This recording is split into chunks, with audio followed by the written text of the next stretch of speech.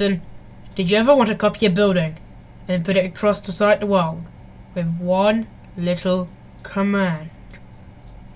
Yes? Well, now you can.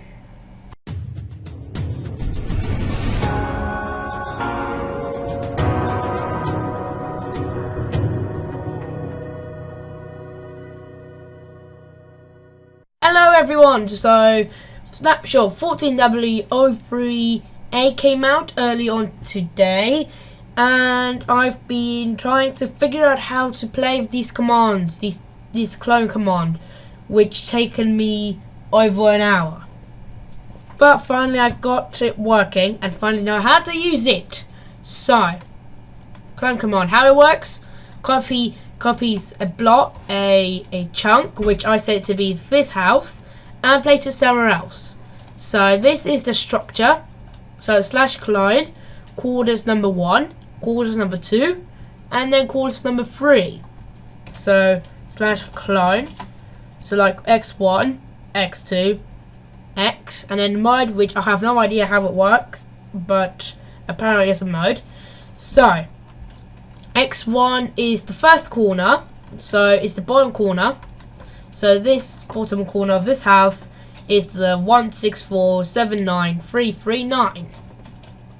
And then, so the x2 is the opposite of the x1 corner. So the opposite of our x1 corner is this block right here, which is 16882.342.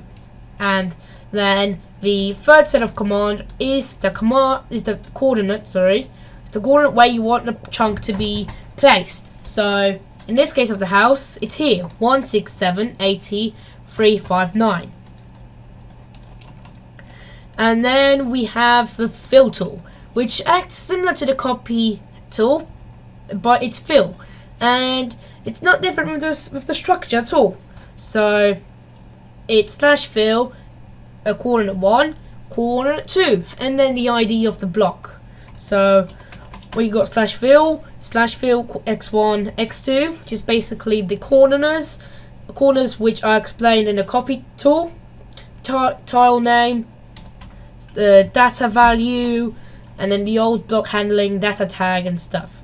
So, or you can use this the old way. We can type in the ID of the block, which in this case is obsidian. And I am sure that people will make fantastical structures, and with using redstone you can make an automated portal, which I have no idea how you do that, but people will figure it out. I am so sure. And so we can also add items inside. So I've taken this fill tool to make furnaces where they have coal and diamond inside. So we got the /fill, then the coordinates 1, coordinates 2, which I did not want to be specific, so I put relative 1, relative 1, relative 1, relative 2, relative 2, relative 2. Then the item, which is the furnace, and then the 0 replace, which I have no idea how it works, but I just copied it off from the internet, which you're gonna have to research some other video to know what this means. And then we got the items. So we got bracket, which is this kind of bracket, the items, colon, and then this kind of bracket, and then this kind of bracket again, slot colon 0, which is the top one.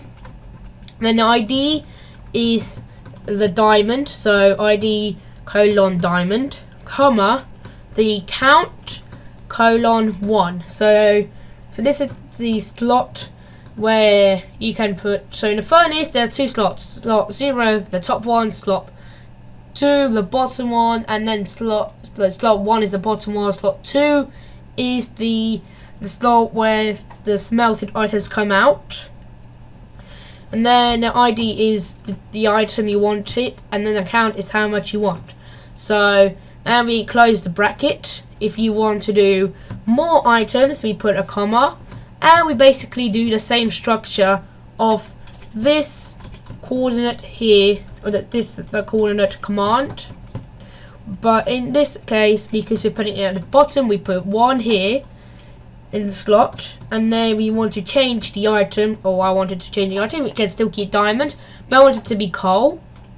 And then we got the count, which is 1, which we close brackets of the item in what slot, and so we close the bracket for of these items. So out of the items here, this bracket, and then we close off the completely bracket.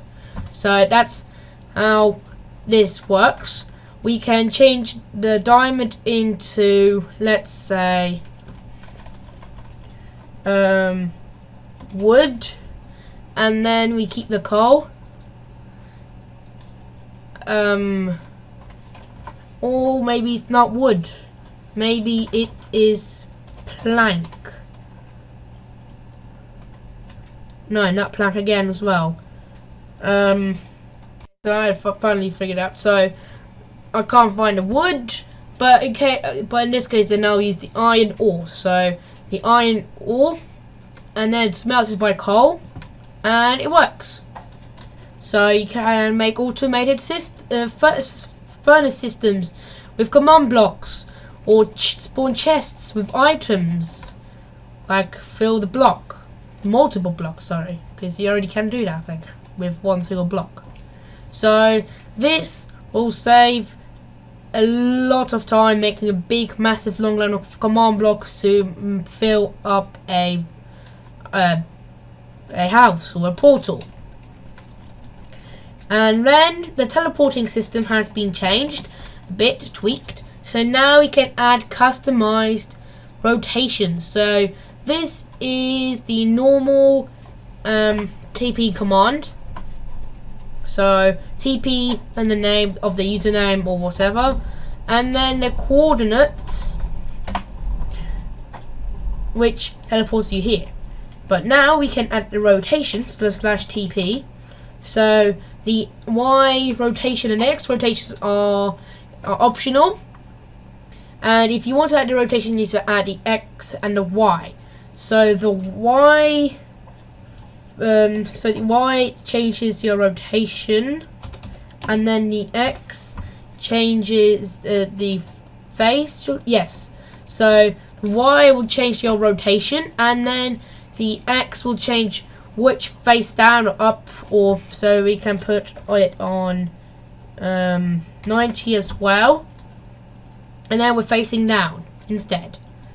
And then last bit, or not last bit, is that villagers, when they're thunderstriked, they turn to witches. Although I have no idea how I can summon a thunder to hit at a desired location, and for waiting for a customized thunder will take a very long time.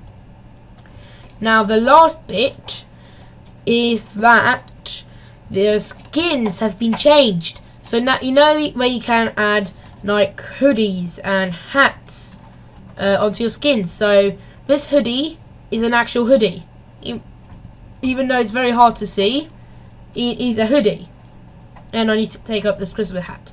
So now we can add costumes to your skin. So you can have like hoodie on your legs, the whole body. So the skins are now larger.